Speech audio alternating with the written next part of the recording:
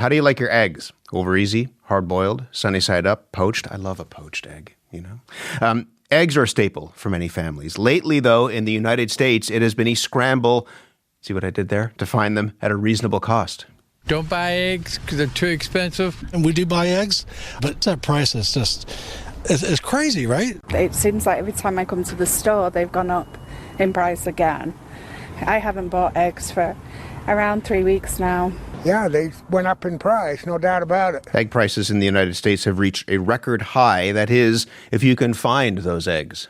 People are going to the store, they can't find eggs. I see this commander-in-chief doing all of these press conferences about every revenge and tactic and different type of endeavor for the federal government. What are we doing about the costs? Michigan Representative Haley Stevens posted that video to social media with the caption, "Where is the executive order on helping Americans afford basic goods like eggs and milk?" President Donald Trump campaigned on a promise to bring down prices and made specific reference during the campaign to the cost of eggs. So even though the main culprit for the egg shortage right now is a severe outbreak of the avian flu, many Americans feel let down and frustrated. Denise McCarrick is the owner of Nancy's Diner in Grafton, Ohio. Denise, good morning. Good morning. Is this a rush hour for you? Yeah, usually, yes. And how busy would the diner be now? And how many eggs would you be serving? So right now, because we open at 7:30 in the morning, right now we'd be at least through 15 dozen, give or take. We close at 3 p.m. Yeah, and what's the hot item with eggs on the menu? Always omelets. Always omelets. How much do you pay for eggs right now? So for a case of 15 dozen eggs, it's about $135. And how would that compare to, I don't know, a few months ago? A few months ago, we were hovering right about $80. Mm-hmm. And this time last year? About $60. That's a big increase. Oh, yeah. And is that a wholesale price for the restaurant, or are you going to the grocery store, Costco, what have you, just buying? That's a wholesale price for us. That's a wholesale price. Mm-hmm. So what do you do? I mean, running a restaurant, people often say, is a bit like a canary in the coal mine for the health of the overall economy, because you're not making bags and bags of money. What do you do with the higher cost? You really have to improvise. You try to offer other alternatives that wouldn't include eggs. But, we're in a small town, and compared to a lot of places around us, we're fairly inexpensive. We're not trying to make enough money. So most of our customers are regulars, so they do understand that we do have to do price increases at this time. People aren't really giving up eggs, luckily, because it's more convenient to get it from us, and to get a whole meal, it's cheaper than getting all the ingredients, at the store, and less effort to do it yourself. So maybe they're just not getting extra eggs other than their 2 regular eggs for a standard breakfast, or 4 for their omelet. But, you got to raise prices. Some things you can eat the cost of, prices, but when they increase as significantly as they have been, and they're increasing almost every week, there is a bit of a understanding with how things are going here, that you're going to have to make some changes. Were eggs one of those, because normally, as you said, they would be a lot cheaper, were they one of those things on a restaurant menu where you could make a little bit of money because people would order an omelet, and the input cost, if I can put it that way, typically would be lower, right?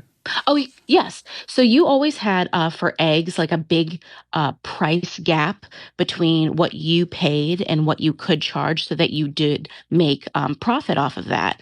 And now, that space is really getting very, very, very tight, because you almost can't. You don't want to price people, out of choosing your establishment to get things such as eggs. And since we're predominantly a breakfast place, that's what they're coming for.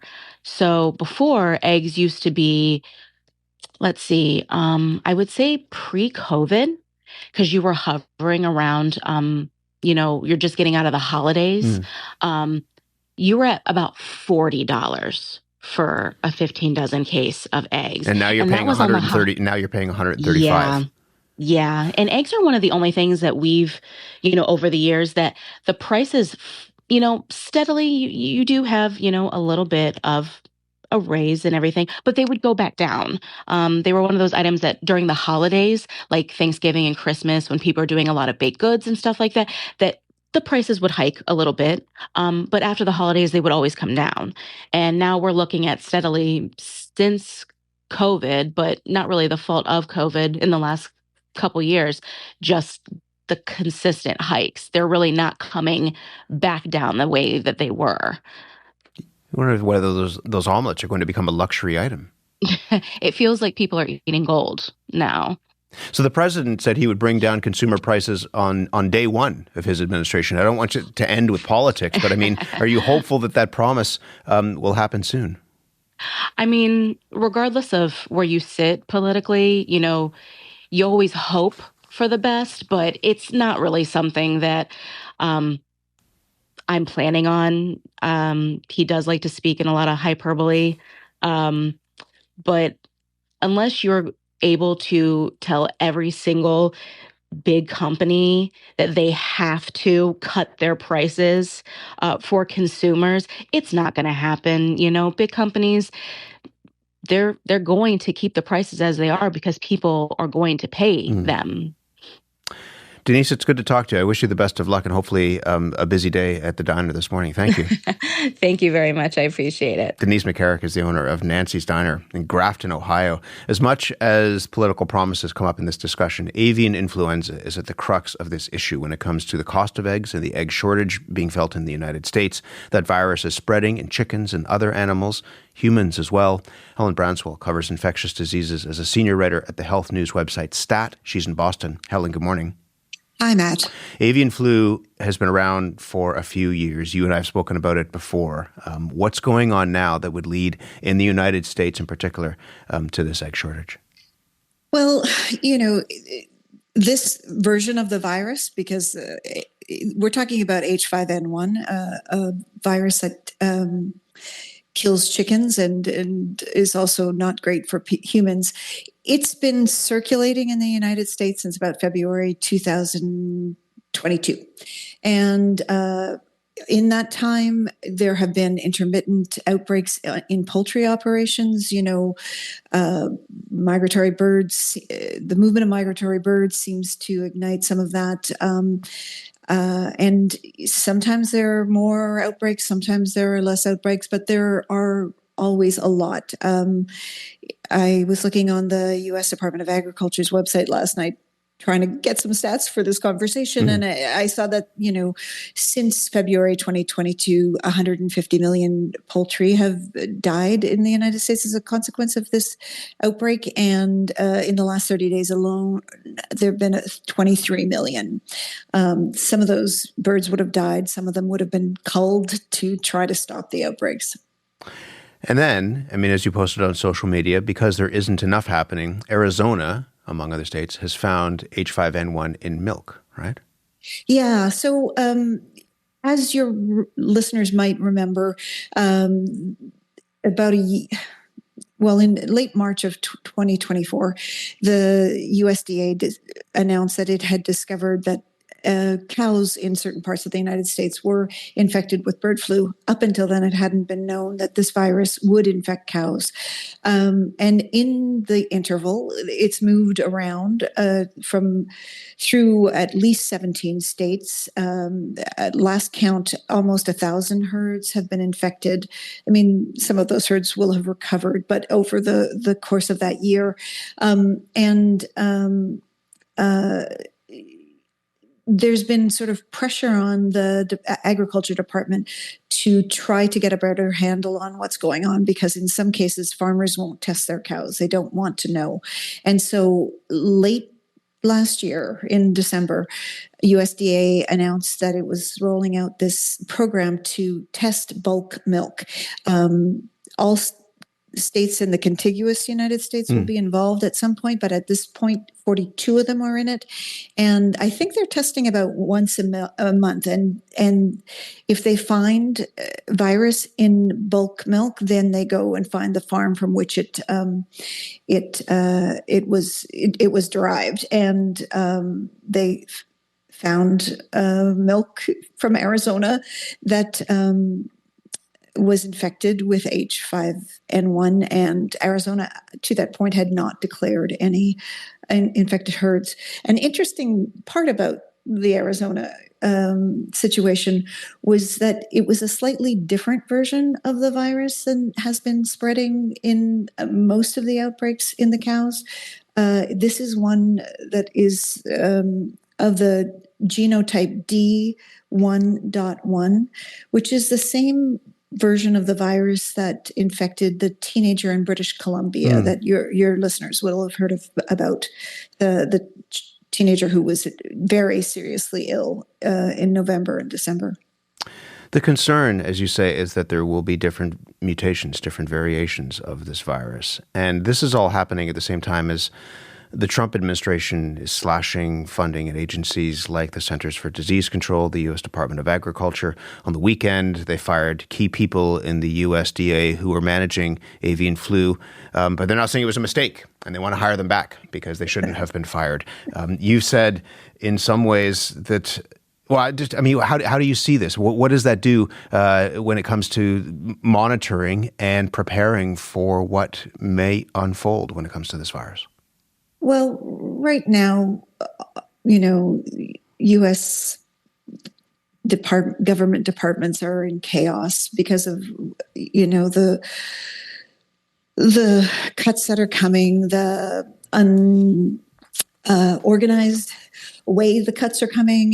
You said that some of these cuts are unthinkable. Well, it's just, I think that's true, and it's both things you wouldn't have thought you would have had to worry about, and just the way it's being handled. I mean, at the CDC last week, a whole bunch of people were told on Friday that they were probably going to be laid off because they were on probation, but that they would find out by 4:00 that day.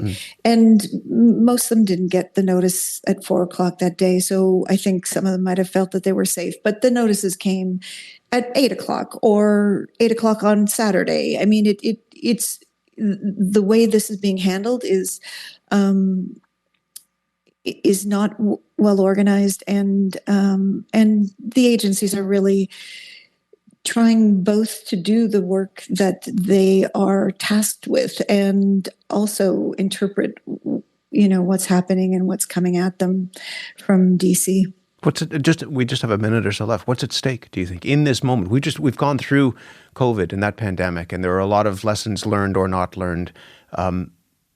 What's at stake when you're taking a look at the situation now? So the thing with H5N1 is you just don't know what's going to happen with it. It is unknowable, and that's extremely frustrating, but that is the truth. What is also true is that if it triggers a pandemic, that won't be great. The fatality rate with this virus in humans, in detected human cases, has been quite scary. It's likely that there have been a number of cases that were never detected, so that the fatality rate is artificially high. But regardless, in the United States, in the last year, there have been 69 confirmed cases, and one of them has died.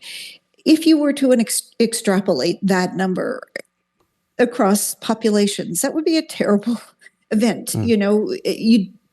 First of all, the globe doesn't need another pandemic at this point. No. But we don't have a choice. At some point in time, there will be other pandemics. Hopefully not this one. But, you'd want, if you're going to have to deal with a pandemic, you'd want all your soldiers ready to go into battle for you. And it's not clear that that's the situation. It's also, not clear that the vestiges of COVID, there's a COVID hangover that is really affecting the way people deal with these issues, and it's not helping. I hate to leave it there, but I know we'll talk again about this. It's bracing. Helen, thank you very much. Thanks for your time. Helen Branswell covers infectious diseases and global health for the Health News website. stat.